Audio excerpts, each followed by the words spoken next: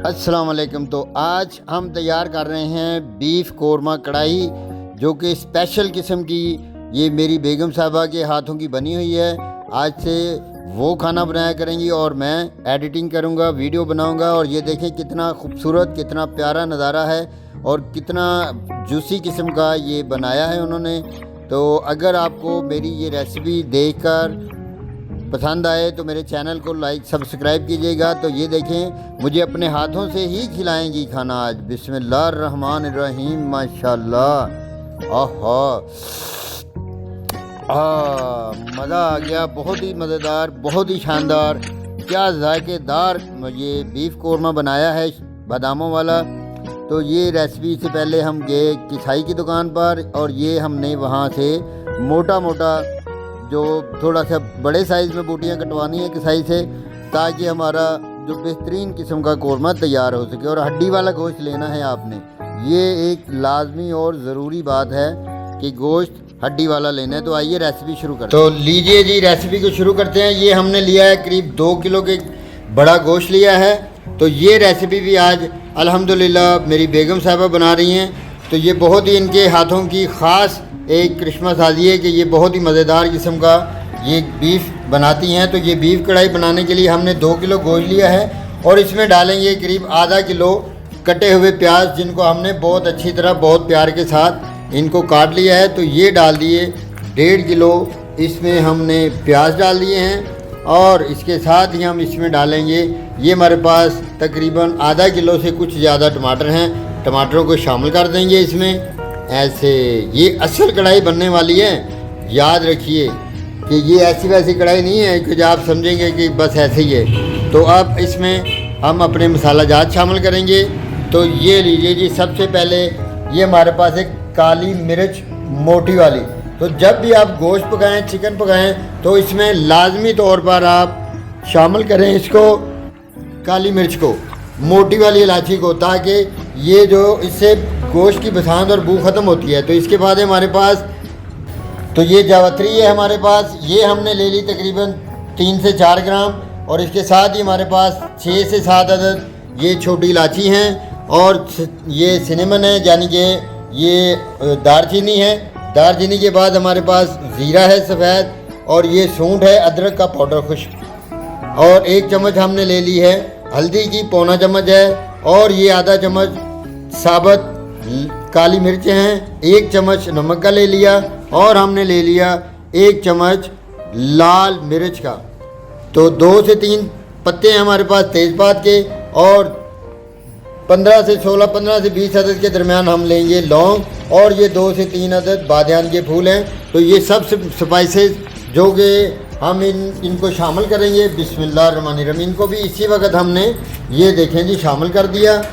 तो इसके बाद अब हम इसमें शामिल करेंगे, ये लें जी, ये हमने शामिल कर दिया इसमें अदरक और लहसुन का पेस्ट है 2 चम्मच। तो आप 3 चम्मच भी शामिल कर सकते हैं अपनी मर्ज़ी और अपनी ख्वाहिश के हिसाब से। नमक भी आप कम या ज़्यादा ले सकते हैं। तो ये सब चीज़ें अब हम इनको ज़रा मिक्स करेंगे अब चम्मच के साथ। बिस्मिल्लाहिर्रहमानिर्रहीम। तो ये जी हम इसको चम्मच के साथ अच्छी तरह मिक्स करेंगे।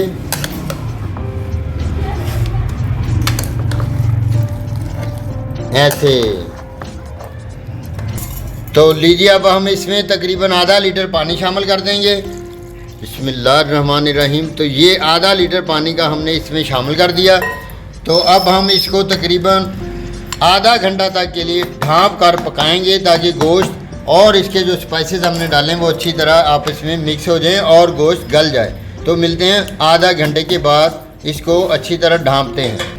तो लीजिए, अब इसको हम ढक्कन लगाकर लीजिए। तो मिलते हैं हम आधा घंटे के बाद। उतनी देर में हम दूसरे जो इसमें शामिल करना उसकी तैयारी करते हैं। तो लीजिए, ये आधा किलो दही लिया हमने, इसको अच्छी तरह फेंट लेंगे।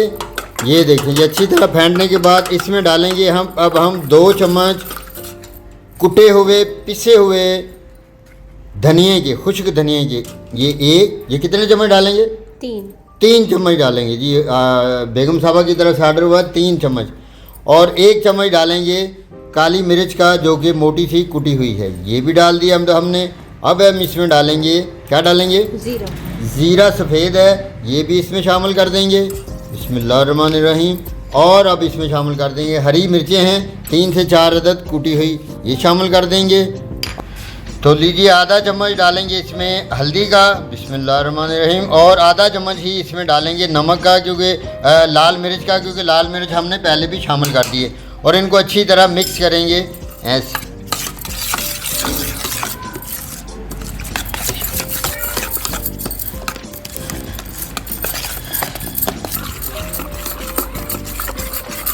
तो लीजिए ये हमने स्पाइसेस मिक्स करके रख लिए हैं। इनको किस वक्त इस्तेमाल करना है ये हम आपको बाद में जैसे ही इसकी वक्त आएगा उस वक्त पे बताएंगे। तो लीजिए हमें तकरीबन 20 से 25 मिनट हो गए हैं, तो उठाते हैं ढक्कन को, देखते हैं कि हमारे गोश्त की क्या सिचुएशन है, जो कि हम बादामों वाला कोरमा तैयार कर रहे हैं। माशाल्लाह देखें जी कितनी प्यारी लुक नज़र आ रही है। तो इसको हिलाएंगे अच्छी तरह, बहुत प्यार से, बहुत मोहब्बत से, उल्फत और चाहत के साथ। ये देखें जी माशाल्लाह।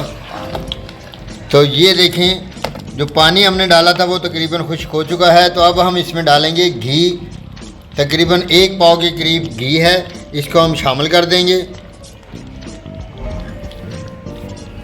प्याली को अच्छी तरह साफ़ कर लेंगे ताकि घी को ज़ाया ना हो।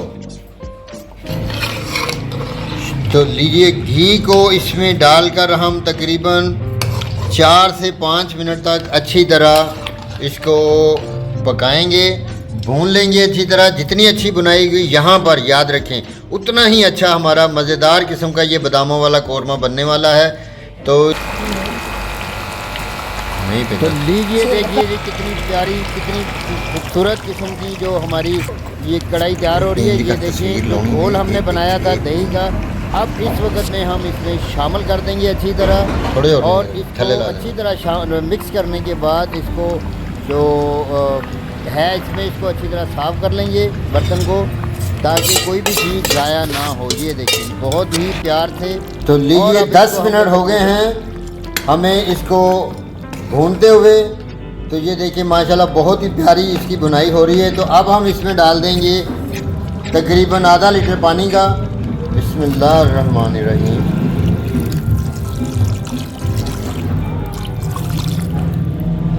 और पानी डालने के बाद हम इसको दम देंगे तकरीबन 10 से 15 मिनट तक। 10 से 15 मिनट तक ये गल जाएगा, तो फिर हम दोबारा इसकी बुनाई लगाएंगे। तो लीजिए 20 मिनट हो गए हैं हमको इसको दम दिए हुए। तो हम ढक्कन उठाकर देखते हैं कि क्या सिचुएशन है। बिस्मिल्लाहिर्रहमानिर्रहीम।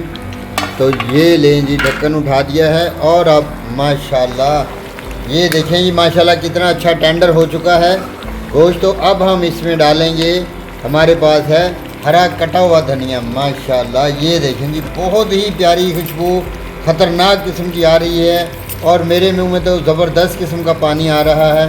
तो इसको अच्छी तरह अब हम धनिया डालकर थोड़ा सा, माशाल्लाह जी क्या बात है, खूबसूरत और बहुत ही प्यारा गोश्त जो कि बादामों वाला कोरमा हमारा तैयार हो चुका है। तो थोड़ी देर इसको और भूनेंगे और इसको हम करेंगे सर्व।